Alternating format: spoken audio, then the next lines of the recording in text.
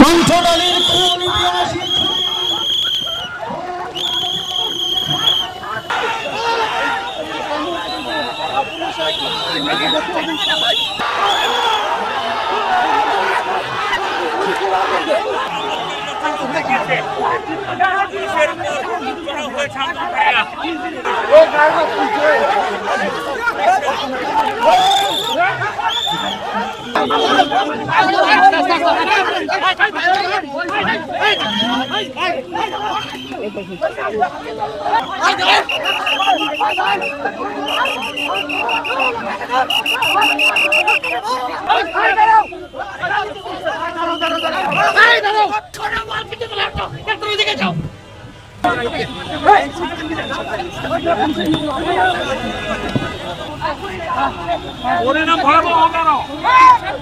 ওয়ালটন এখন দেশের সীমানা পেরিয়ে পৌঁছে গিয়েছে 50টিরও বেশি দেশে। ওয়ালটন, ঘরে ঘরে বিশ্বজুড়ে।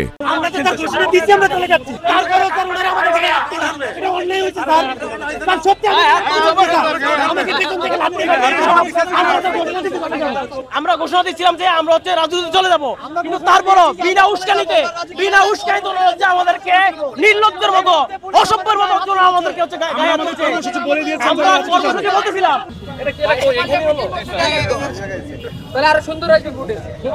আমরা তো ভাই ফার্স্টে ভাই কিছু করি না, আমরা ভাই জাস্ট শান্তিপূর্ণ ভাবে ওদেরকে সহযোগিতা করতেছিলাম। এর মধ্যে ওরা কয়েকজন ধাক্কাধাক্কি দেয় আর কি।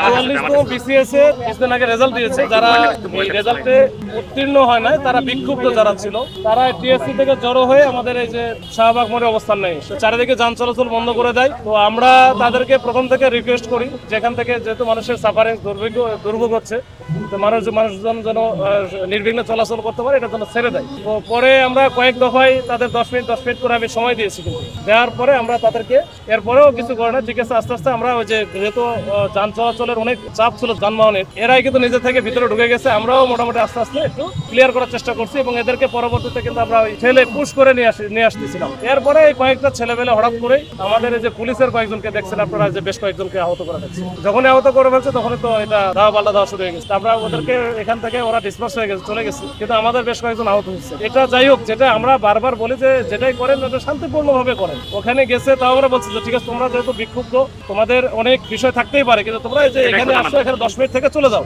পরে 20 মিনিট 30 মিনিট সময় দেওয়া হয়েছে, তারপরে যেন তারা ওইখানে থেকে আর আসবে না। পরবর্তীতে একটা সময় এই যে আমাদের পোস্ট করা লাগছে, পোস্ট করার পরে তারপরে চলে আসছে। আমার মনে হয় এই বিষয়গুলো এরা হচ্ছে একেবারে এই যে জাতীয় জাদুঘরের সামনে যে জায়গাটা যেখানে অন্য কিছু এফেক্ট হবে না, এসব জায়গায় এসে যদি তাদের বক্তব্যটা দিত তাহলে কিন্তু সবার জন্য ভালো হতো। এটা মিডিয়ার মাধ্যমে সংশ্লিষ্ট কর্তৃপক্ষ তারাও জানতো, তারা কিন্তু ব্যবস্থা নিতে পারতো এবং আমরাও তাদের সহযোগিতা করার সবসময় চেষ্টা করি।